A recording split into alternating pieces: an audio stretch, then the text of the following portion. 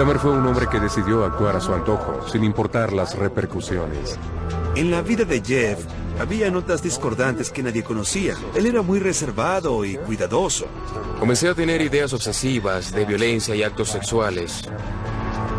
Nadie notaba que más de 12 jóvenes habían desaparecido. Él estaba asesinando personas que no quería perder.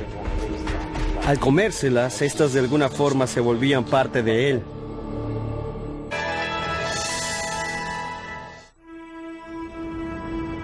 Milwaukee, Wisconsin, 22 de julio de 1991. Las cámaras de la prensa y la gente se amontonan frente a un edificio en el norte de la ciudad. Cuando se riegan los detalles y se extraen las evidencias, los vecinos se percatan de que habían estado conviviendo con un asesino en serie.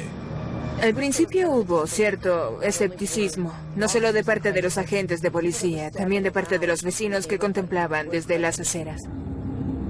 Los crímenes de Jeffrey Dahmer atrajeron y horrorizaron al mundo. En poco tiempo se convirtió en uno de los asesinos más infames de la historia.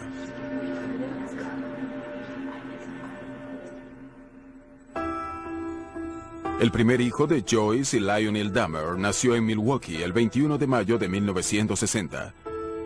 Justo antes de que sus padres cumplieran un año de casados, lo llamaron Jeffrey. Fueron tiempos felices cuando Jeff nació. Y por un par de meses todo fue, digamos que una novedad. Era muy placentero y realmente feliz. Ansiábamos ver el futuro. Jeff se volvía un niño inteligente y cariñoso mientras su padre estudiaba para graduarse de químico. Él era un niño entusiasta. Le encantaba luchar, correr y lucirse ante una cámara. Y le gustaba jugar con otros niños, juntarse con ellos. Era muy extrovertido. Jeff también era un niño sumamente curioso. Le gustaba jugar, tocar las cosas y saber su textura. Parecía estar en sintonía con lo que le rodeaba. Quería saber lo que sucedía. También desarrolló una fascinación por los animales. A los 4 años, Jeff vio cómo su padre recogía huesos de animalitos que habían muerto debajo de la casa. Los saqué de abajo y al tirarlos en un balde donde los estaba reuniendo, estos hacían un sonido metálico y él los volvía a arrojar para oír cómo sonaban. En retrospectiva, todo esto se ve lúgubre y siniestro, pero yo lo veía como la curiosidad de un niño. Luego de terminar sus estudios y sacar un doctorado en química, Lionel se mudó con su familia a Ohio. Se reubicaron 3 veces hasta establecerse en un terreno con casi 1 kilómetro cuadrado de bosque en Bath, ubicado a 1 hora en auto al sur de Cleveland. Fue ahí donde Lionel comenzó a notar que Jeff, antes tan sociable, se había vuelto tímido y retraído. Al parecer no podía socializar, simplemente no se le veía a gusto. Para cambiar los ánimos de su hijo Jeff, sus padres le dieron un perro, Frisky. Jeff lo adoraba. Él no se mostraba nervioso con los conocidos, con su perro o el hijo del vecino, pero mostraba mucha timidez y sentimientos de inferioridad que a nosotros nos preocupaban. Para los Dahmer, lo que Jeff necesitaba era sentirse más involucrado y lo dejaron elegir el nombre de su hermanito. Él decidió que se llamaría David. Lionel también motivó a su hijo a participar en actividades donde tuviera contacto con otros niños. Intentábamos involucrar a Jeff en actividades que según nosotros lo iban a hacer interactuar con seres humanos. La idea era obligarlo a la interacción. Durante los fines de semana, padre e hijo cultivaban y criaban ovejas para competencias. Para conmemorar sus días de huerta, el niño Jeff le dio a su padre una tarjeta pintada con un poema. Me pintó a mí comiéndome una mazorca y escribió: ni los calabacines ni las calabazas se comparan con un padre de pelo rizado. Y dice, este poema es de Jeff y te amaré hasta la muerte. Cuando Jeff tenía 10 años, hospitalizaron a su madre para tratarla de ansiedad. El matrimonio de sus padres comenzó a derrumbarse.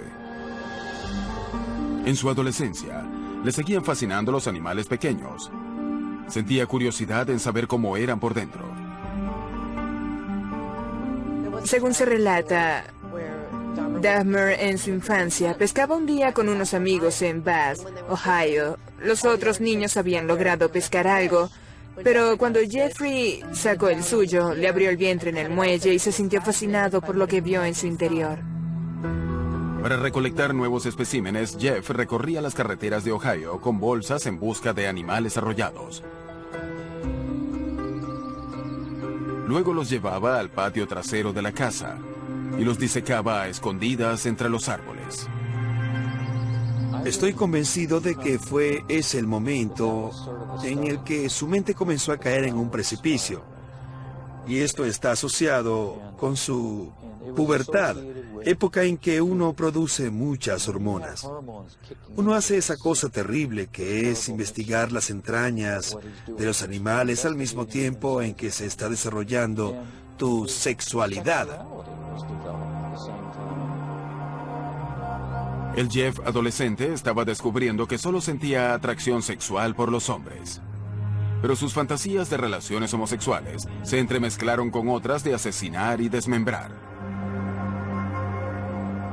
Creo que fue cuando tenía entre 14 o 15 años cuando comencé a tener pensamientos obsesivos de violencia mezclados con relaciones sexuales. Y fueron cada vez peores. No sabía cómo decírselos a nadie, así que me los guardé. Una de sus fantasías era acostarse al lado de un hombre inconsciente. Por primera vez, Jeff cruzaba la frontera de lo imaginado y entraba en acción. Hizo un plan. Dejar inconsciente de un batazo a un trotador que corría por las cercanías y acostarse a su lado. Pero el día que decidió atacar, la víctima no pasó. Jeff abandonó la idea del bate. Cuando Jeff comenzó la secundaria, sus fantasías sexuales lo traumatizaron. Para evadirse, comenzó a beber. Camino a clases en la mañana, llenaba una taza con licor en la casa de un amigo. Recuerdo haber estado un día sentada a su lado en la primera hora de una clase de historia, y él tenía una taza llena de whisky. Le pregunté, Jeff, ¿qué es eso? Y él echó la cabeza hacia atrás y dijo, es mi medicina. Pero era obvio que se embriagaba a las 8 de la mañana. En casa, Jeff veía cómo el matrimonio de sus padres se derrumbaba. Cuando las peleas entre ellos se hicieron más intensas, él se ocultaba entre los árboles y golpeaba los troncos con varas. Solía escapar de la casa hacia los árboles, enfadado, y me preguntaba por qué tenían que tener una relación tan violenta. Permaneció distante. Pocas cosas le interesaban y casi no tenía amigos cercanos. Aún así parecía tener sentido del humor. Los chistes solían ser sobre él. Se forjó la reputación de ser el payaso del salón. En la escuela, cuando alguien se portaba de manera extraña o de modo impredecible, le decían que era un Dahmer. De repente oías a alguien aullando y corriendo por el pasillo, y era Jeff Dahmer en pleno día, que daba palmadas y gritaba, simulacro de huracanes, escóndanse todos. Jeff les cobró a sus compañeros de clases para hacer un show en un centro comercial. Una mujer estaba regalando semillas de girasol y Jeff tomaba una, luego otra y luego otra, muy educadamente como siempre. Y luego las escupe por todo el piso y comienza a gritar con todas sus fuerzas, soy alérgico, soy alérgico, soy alérgico, y se va corriendo. Cuando estaba en el 11º año, Jeff tuvo un viaje escolar a la capital de Estados Unidos. Jeff dijo, tengo una idea, visitemos al vicepresidente. Todos nos reímos y decíamos, sí, claro, al vicepresidente. Fue a un teléfono público y volvió diciendo que en 2 horas los iban a atender en las oficinas del vicepresidente Walter Mondale. Les dijo que estudiábamos en una secundaria de Ohio, que éramos del diario escolar, que nos íbamos a quedar ahí una semana y queríamos hablar con alguien en la vicepresidencia. Sus hábiles palabras funcionaron. Dahmer logró que sus compañeros de clase pudieran reunirse con Mondale en su oficina. En el aula, Jeff era una especie de estudiante modelo. Era muy educado con los adultos, se vestía muy bien, era muy respetuoso con los maestros. Hacía la tarea, podía sacar las mejores notas si quería. A veces aplazaba una materia porque no le interesaba. Podía ser muy cortés y tener muy buenos modales. Sí, señor, no, señor, cuando hablaba con los profesores. Estaba perfeccionando su habilidad para engañar a figuras de autoridad. Pero con el tiempo, Jeff descuidó su rendimiento en la escuela. En realidad nadie sabía lo que pasaba en su mente. No se lo contaba a nadie, no tenía amigos cercanos. Y se había escabullido de su vida social. Era el mayor que teníamos en la secundaria. En la escuela cerca de Bath, Ohio, Jeffrey era un alcohólico marginado. Su conducta era el tema de burla de otros estudiantes. No se relacionaba ni hablaba con la gente. Y si uno no lo hace, entonces uno termina interiorizando mucho. Digamos que fantaseando. Y luego creyendo que algunas de esas fantasías pueden ser reales. Jeff estaba listo para dar un paso.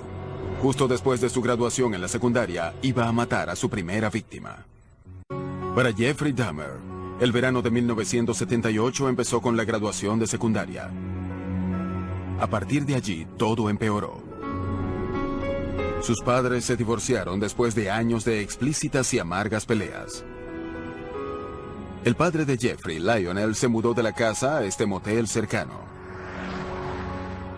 Sin que Lionel lo supiera, la madre de Jeff tomó al hermano más pequeño, David, y se mudó a Wisconsin. Jeffrey quedó solo en casa tratando de encarar la ruptura de sus padres. A Jeff le dolía que sus padres estuviesen divorciados y no quería decírselo a sus amigos de secundaria, pues eso lo avergonzaba. Jeffrey Dahmer tenía 18 años y, como la mayoría de los adolescentes de su edad, tenía fantasías sexuales muy activas pero aberradas, pues quería matar a su amante. Estar solo en casa sin su familia le dio ahora la oportunidad de realizar esas fantasías. Apenas semanas después de la graduación, Jeffrey le dio un aventón a alguien en la vía. Era Stephen Hicks, de 19 años. Ojalá hubiese seguido, pero me detuve. Di la vuelta, lo recogí.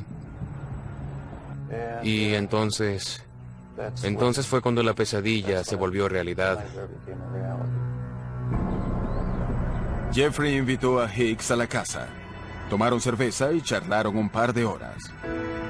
Entonces Hicks dijo que tenía que irse, pero Jeffrey no quería estar solo. No quería que se fuera. Tomó una barra, lo golpeó en la cabeza y lo mató. Dahmer entonces estranguló a Hicks con la barra, y sabiendo que había cometido un asesinato, comenzó a ocultar la evidencia. Desmembró el cuerpo de Hicks con un cuchillo, una habilidad que había practicado con los animales arrollados. Puso las partes en bolsas de basura y las cargó en su auto durante la noche. Se dirigía hacia un basurero cuando la policía lo detuvo por conducir sobre la línea divisoria. Los oficiales le preguntaron qué había en las bolsas y qué hacía a esa hora en la calle. Jeff estaba atrapado, pero listo con una mentira. Dijo que era basura que debía llevar al vertedero. El oficial no abrió las bolsas. Dijo que había tensión en casa y un viaje al vertedero servía para aclarar la mente, así que la policía lo dejó ir con una amonestación. Jeff volvió a casa atormentado por el remordimiento del asesinato. Ocultó los huesos de Stephen Hicks bajo la casa durante 2 semanas. Luego los pulverizó con un mazo. Detrás de la casa, Jeff caminó en un círculo dejando caer los fragmentos entre las hojas y la maleza. El chico de 19 años que todos veían como un buen joven desapareció de la faz de la tierra. En agosto, el padre de Jeffrey visitó la casa. Le pregunté dónde estaba su madre y su hermano y me respondió que se habían ido. Le pregunté a qué se refería y me respondió que se habían ido de la casa.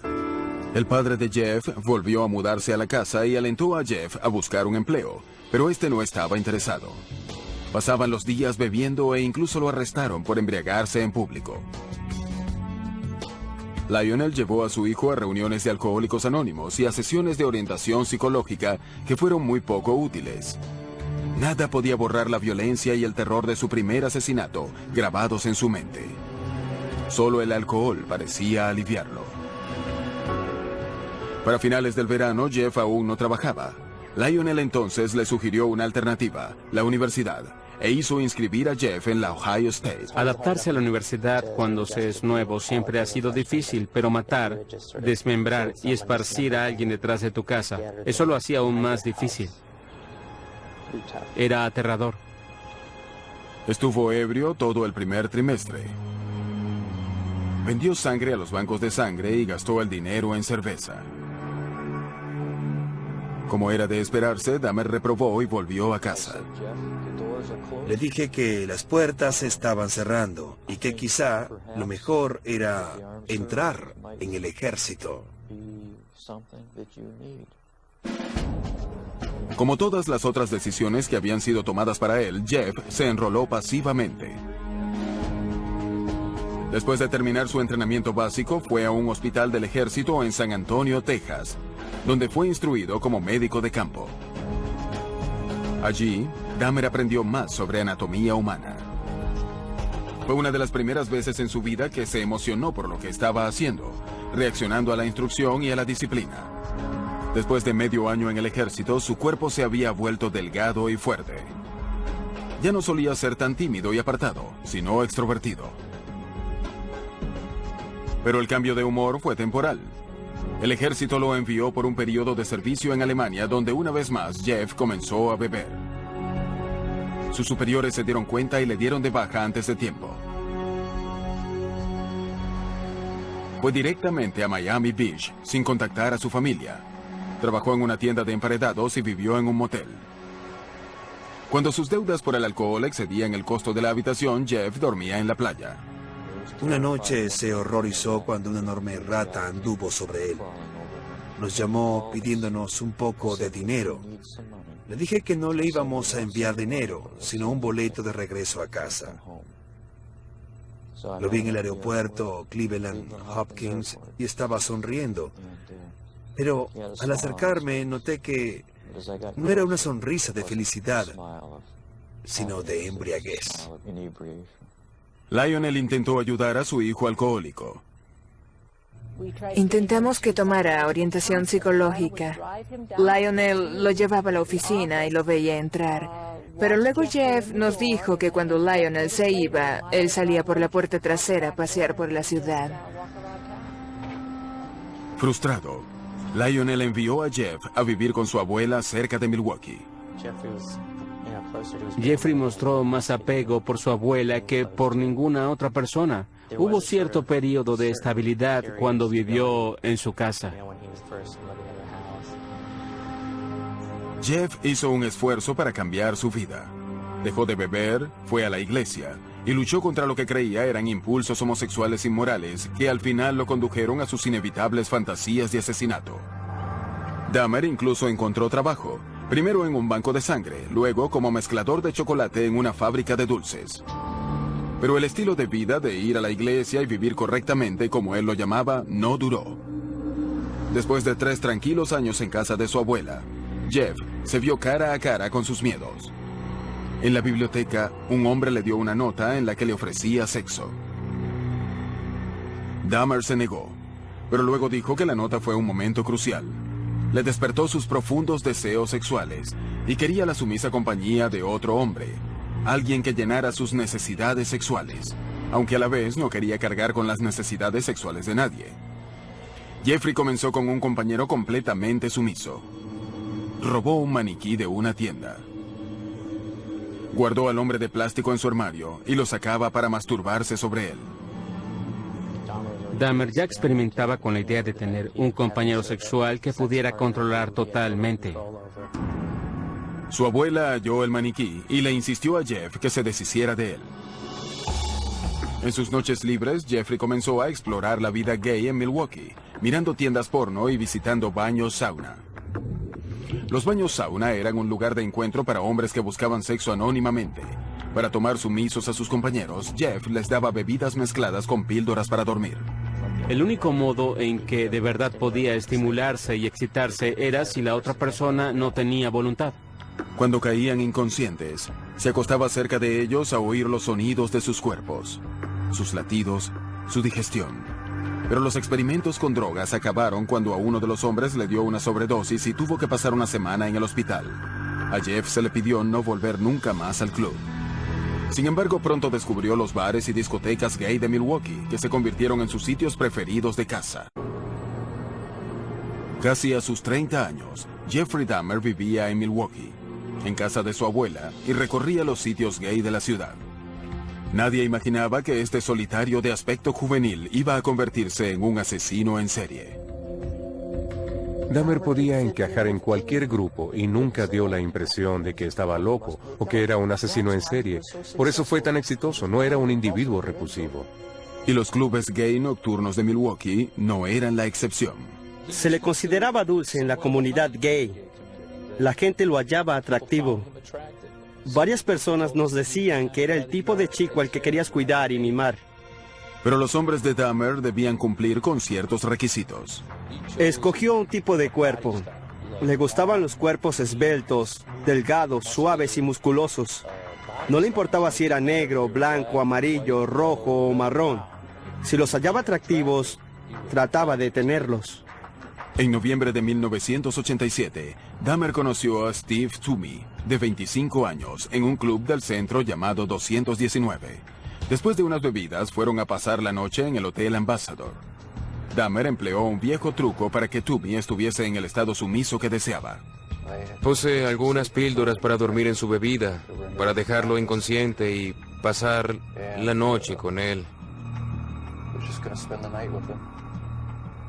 Cuando desperté a la mañana siguiente, yo tenía moretones en los antebrazos. Él también los tenía en el pecho. Le salía sangre de la boca y su cuerpo colgaba del lado de la cama. No recuerdo haberlo matado a golpes, pero seguro lo hice. Dahmer no entró en pánico. Salió y compró la valija más grande que pudo hallar. En el hotel, metió el cuerpo de Toomey en la valija y llamó un taxi. Cuando bajó la valija, el taxista le comentó que seguro tenía un cadáver adentro. Y claro que lo tenía. Dahmer regresó a la casa de su abuela y desmembró a Toomey en el sótano. Entonces mi obsesión se desbordó. Decidió luego de la segunda muerte que no iba a controlar más sus deseos, sino dejar que estos lo controlaran a él. Iba a ceder completamente ante ellos. Después de eso su vida se convirtió en la búsqueda absoluta del placer sexual. Regresó a los clubes con la intención de asesinar y masacrar a los hombres que recogiese. Conoció a James Doug Stator, de 14 años, en una parada de autobús fuera del Club 219, y le ofreció $50 para acostarse con él. El joven aceptó. No tenía que raptar a la gente o capturarla contra su voluntad. Jeffrey Dahmer, como muchos asesinos en serie, era encantador. Los dos hombres tomaron el autobús hacia la casa de la abuela de Dahmer. Y mientras ella dormía, Jeff y Doug Stator tenían sexo oral. Luego Dahmer lo drogó y lo estranguló. Él decía que nunca quería herir a nadie en ningún modo, por gracioso que parezca. Por eso los asesinaba a todos estrangulándolos, pues era también el modo más humano. Con Doug Stator, Dahmer exploró sus oscuras fantasías más a fondo. Ocultó el cuerpo en el sótano durante una semana y siguió teniendo sexo con él.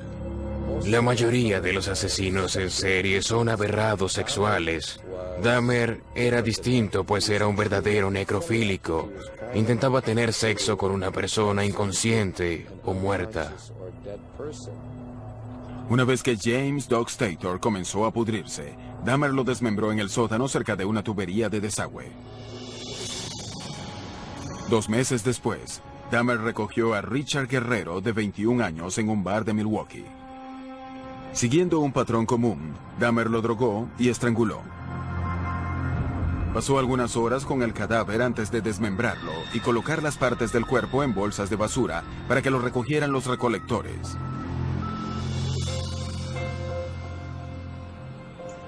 La abuela de Jeffrey se encontraba molesta con él por sus trasnochos, por el maniquí en su habitación y ahora por los extraños olores del sótano.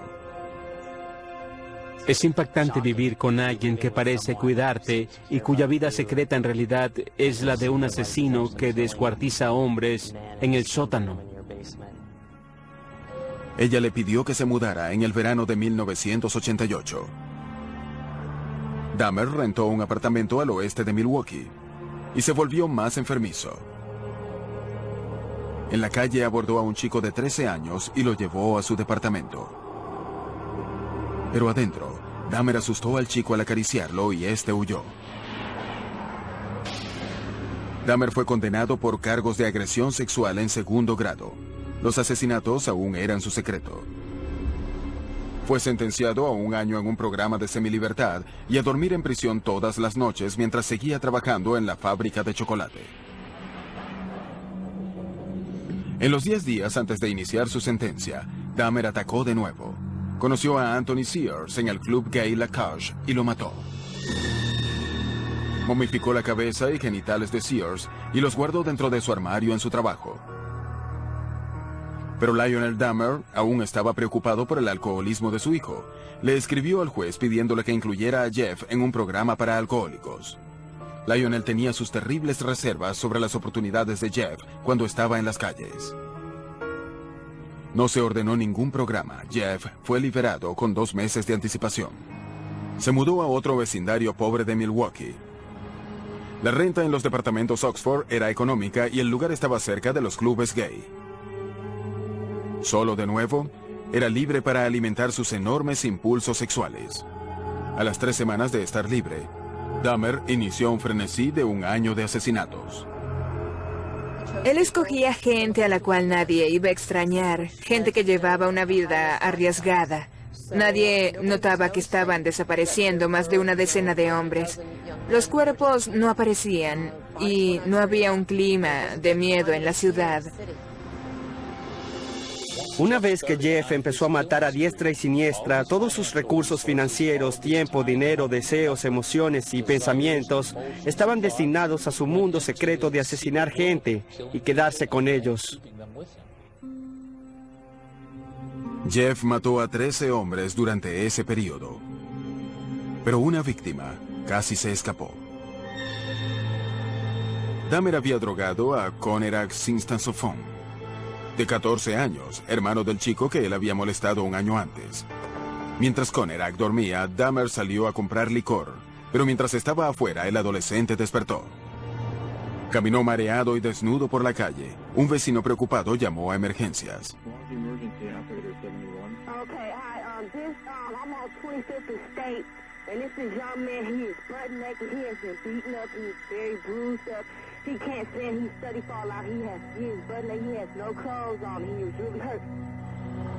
Cuando llegó la policía, Dahmer había regresado de comprar cerveza. Al igual como encaró a los policías en Bath, Ohio, después de su primer asesinato, Dahmer mintió con soltura. Intervino y dijo que el chico era su amante, que solo había bebido y que quería llevárselo a casa. Llevó a los policías a su departamento y les mostró las fotografías que había tomado del adolescente, como prueba de su relación. La policía creyó que el chico de 14 años era mayor de edad y lo dejaron con Dahmer. Reportaron el incidente como una pelea amorosa. Tan pronto se fueron los policías, Dahmer asesinó al chico. Dentro del departamento de Dahmer, la cuenta de cadáveres aumentó. Compró un contenedor de 215 litros y lo llenó con un potente ácido para disolver los miembros y torsos. Después de semanas en el ácido, los restos se volvían líquidos, por lo que los echaba en la tina del baño y el retrete. En otros casos, Jeffrey quitaba la piel de los huesos al hervirlos. Un inusual y fuerte olor a muerto comenzó a infestar el edificio. Muchos inquilinos rastrearon los olores directo a la puerta de Dahmer. Recuerdo que le dije a mi esposo que no entendía por qué Jeff estaba cocinando si nunca compraba comestibles.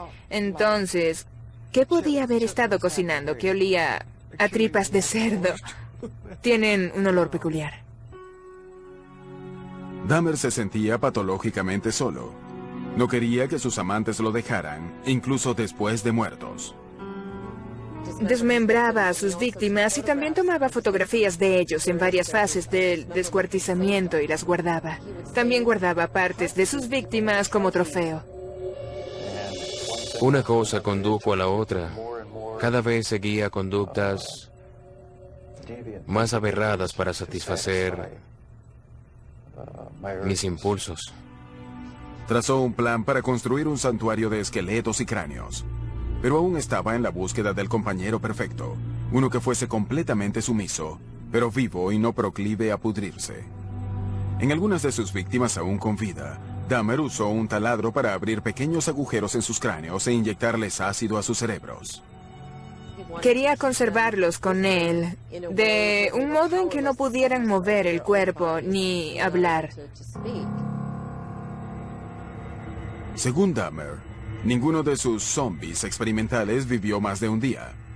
Quizás en su último esfuerzo para conservar a sus víctimas con él, Dahmer comenzó a comer su carne.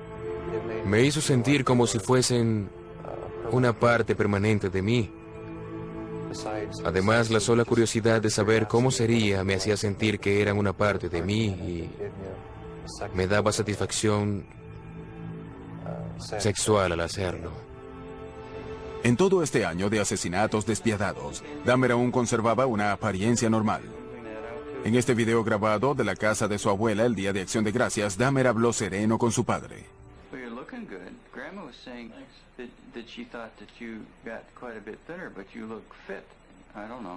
Well, I've been surviving mostly on McDonald's food. It's just so much easier just to pop into the restaurant.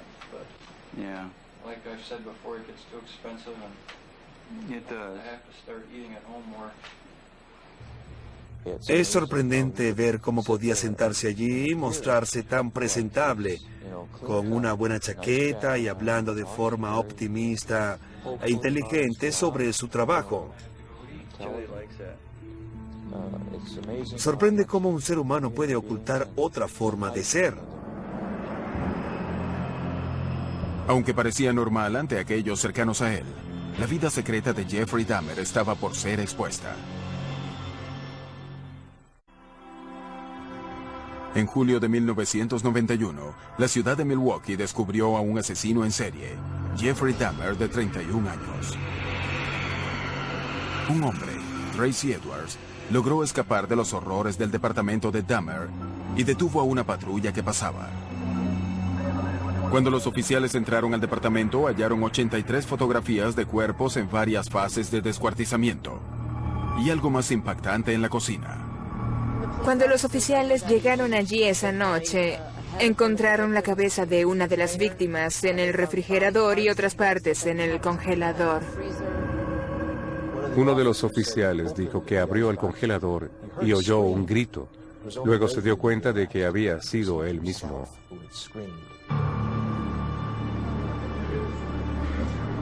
Las cámaras de los noticieros grabaron mientras sacaban lo que quedó de las víctimas.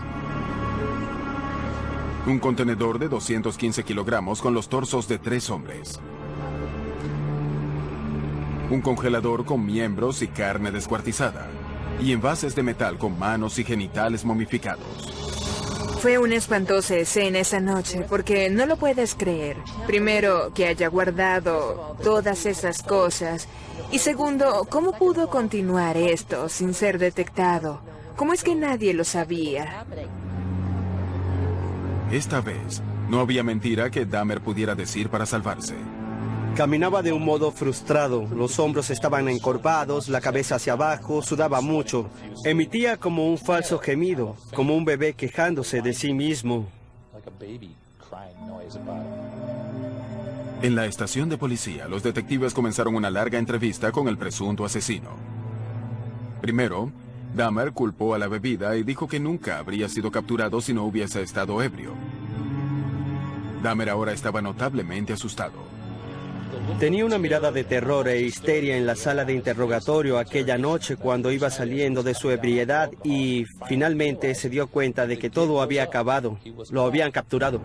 Una vez que Dahmer estaba sobrio, nadie podía imaginar los horripilantes detalles que vendrían. Él me dijo, cuando te diga lo que te voy a decir serás famoso. Yo le respondí, oye Jeff, no hay nada que puedas decirme que me altere. Luego se rió y dijo, tú no sabes lo que he hecho. Dahmer pasó las siguientes 6 semanas con los inspectores, narrando el asesinato de 17 hombres en 159 páginas de confesión. Dahmer parecía estar desahogándose con la confesión de sus últimos 13 años. Con la información de su confesión, los investigadores fueron a la casa de crianza de Dahmer en Bath, Ohio, donde consiguieron los huesos destrozados de Stephen Hicks, la primera víctima de Dahmer. El médico forense del condado de Milwaukee comenzó a juntar los cráneos con los torsos y la policía empezó la triste tarea de notificar a las familias. Dahmer se declaró culpable, pero demente. El tema de su salud mental fue lo que prevaleció durante el juicio. De inmediato sabes que será una defensa por demencia. ¿Qué más puedes alegar? No puedes alegar defensa propia ni decir que no sabes cómo llegaron allí los cuerpos. Dado que Wisconsin no tiene pena de muerte, si el jurado lo declaraba cuerdo, Dahmer debía pasar el resto de su vida en prisión. Si lo declaraba demente, lo habrían recluido en un sanatorio. El mismo Dahmer no podía entender por qué disfrutaba asesinar. Jeffrey pensaba que era tan malvado que era igual al diablo. Sabía que había algo malo en él, pero no sabía qué. Sin embargo, nunca se calificó como demente. El hombre que entró a la sala del tribunal del condado de Milwaukee en enero de 1992 parecía completamente normal, hasta que las palabras de su confesión fueron leídas en la corte por el teniente Dennis Murphy.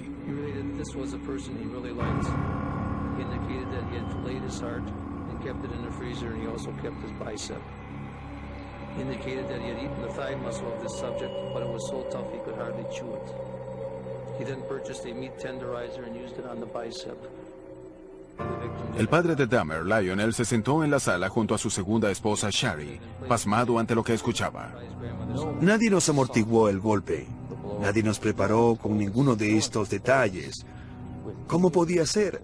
¿Cómo es que yo no sabía? Aunque los crímenes de Dahmer eran horripilantes, el país estaba fascinado. La fascinación con el juicio fue increíble. Recuerdo que era sábado y había una exposición de autos cerca. Las familias llegaban con su bolsa de la exposición de autos y se paraban en fila para pasar por el detector de metales y entrar a ver al asesino en serie. Los crímenes de Dahmer parecían ser pruebas abrumadoras de demencia.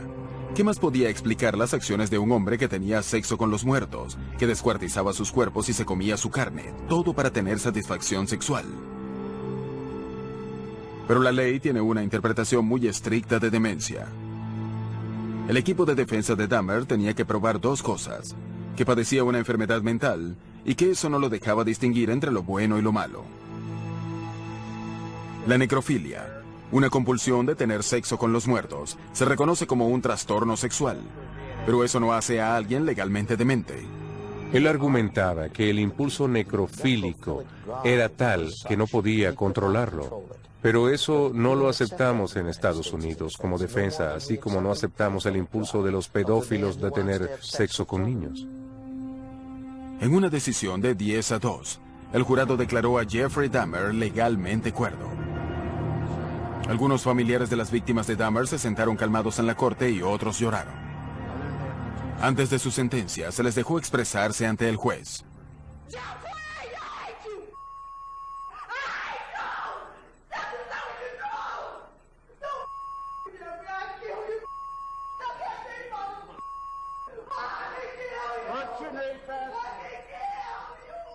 Una vez que se restauró el orden, Dahmer habló públicamente por primera vez.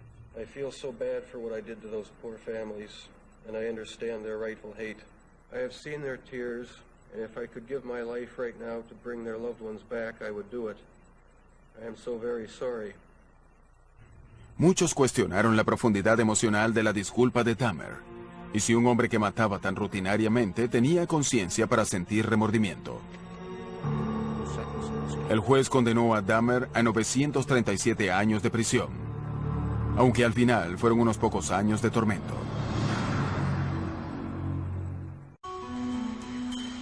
El hogar final de Jeffrey Dahmer fue la Institución Correccional de Columbia en Portage, Wisconsin. Su anterior residencia en los departamentos Oxford y Milwaukee quedó como un recordatorio doloroso de las vidas que acabaron allí. En noviembre de 1992 fue demolida. En su celda a los 32 años, la vida de Dahmer se volvió una introspección conflictiva, en la que intentaba aclarar la culpa de su naturaleza asesina y buscaba el perdón divino. Había pasado tiempo en la iglesia cuando era chico y con su abuela cuando era adulto, pero había perdido su religión durante su período como asesino. Dahmer culpó de sus asesinatos a sus creencias ateas y a la teoría de la evolución. Él decía, si todo pasa de modo natural, ¿para qué necesitamos a Dios? ¿No puedo fijar mis propias reglas? ¿A quién le pertenezco? Me pertenezco a mí mismo. Pero a la vez se contradecía, pues siempre estaba deseando culpar al diablo por haberse apoderado de su alma. Al asesino en serie ahora le preocupaba lo que le iba a pasar cuando muriese. Dahmer decidió que quería ser bautizado. En abril de 1994, el pastor de la prisión llamó al predicador Roy Radcliffe para hablarle al interno. Era una persona muy agradable. Siempre sentí que yo trataba con un niño con el cuerpo de un hombre. Podía en realidad entusiasmarse e interesarse en cosas buenas e ingeniosas, como si fuera un niño. Un mes después, Dahmer fue llevado al centro médico de la prisión, donde fue bautizado en una piscina. Por el camino nos topamos con prisioneros, con trapeadores, escobas y otros instrumentos de limpieza. Cuando vieron que era Jeff, lo llamaron de un modo muy amigable. Oye, JD, ¿cómo estás? Y él respondió, voy a ser bautizado. ¿No es genial? Dahmer, al parecer, estaba llevando a cabo una notable transformación en prisión. Formulaba preguntas y decía, pero esperen, ¿y qué hay con esto? ¿Qué hay con eso? Se mostraba interesado y preocupado por nuestro bienestar. Te tendía una mano. Se estaba volviendo a humanizar.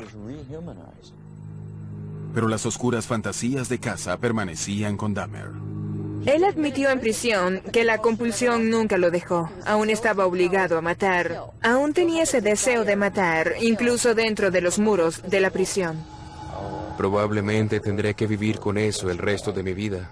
Ojalá se fuese, ojalá hubiese algún modo de deshacerme por completo de los pensamientos y sentimientos compulsivos. Teresa Smith visitó a Dahmer en prisión. Jeffrey había matado a su hermano Eddie. Lo primero que hizo cuando vino fue disculparse por matar a mi hermano. Le pregunté que por qué mi hermano, y él respondió que vio el modo en que Eddie bailaba, que le gustó cómo se veía y que le atraía. Dijo que lo estranguló y que intentaba un nuevo experimento para conservar el cráneo y el cuerpo. Pero no funcionó. Por eso tuvo que destruirlo. Eso fue lo que dijo. Dahmer había pasado toda su vida adulta siendo el depredador, pero en prisión se volvió la presa. Ahora el infame asesino en serie era el blanco de otros internos. En agosto de 1994 fue atacado en la capilla de la prisión con un cuchillo improvisado, pero sobrevivió. Sin embargo, el 28 de noviembre de 1994, el interno Christopher Scarver, que se llamaba a sí mismo Cristo, atacó a Dahmer con una barra de metal del gimnasio de la prisión. Dahmer murió camino al hospital. Creo que a nadie le sorprendió que lo asesinaran en prisión. Era obvio que lo querían matar desde que entró allí. Entre sus últimos deseos, Dahmer había pedido ser cremado y que sus padres se repartieran las cenizas. Hay afirmaciones en su testamento que decían, no quiero lápida, ni sepultura, ni funeral. No quiero nada de eso. Yo quiero ser erradicado.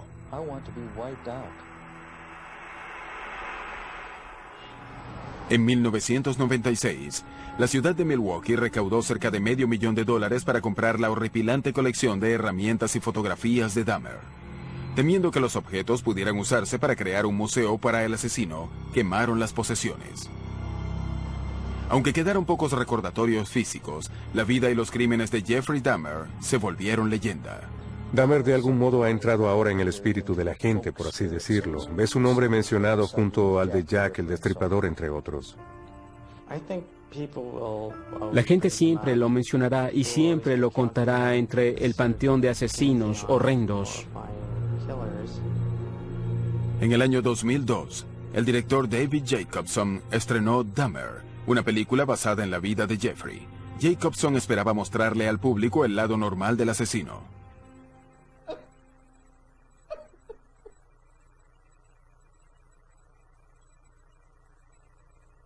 Quería mostrar su humanidad, lo que todos tenemos dentro de nosotros, acercarlo a todos nosotros, y eso podría incomodar a la gente. Se trata de una idea interesante que valía la pena mostrar. Los crímenes de Jeffrey Dahmer sorprendieron al mundo, pero el motivo detrás de ellos es lo que continúa fascinando. Es un misterio de misterios que nunca se resolverá. Incluso si él viviese, no sé si se hubiera sabido qué lo motivaba. Solo habría hipótesis.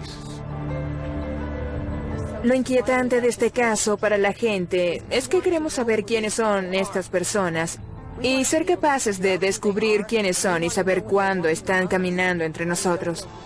Pero no debemos saber quiénes son. Esa es la lección de Jeffrey.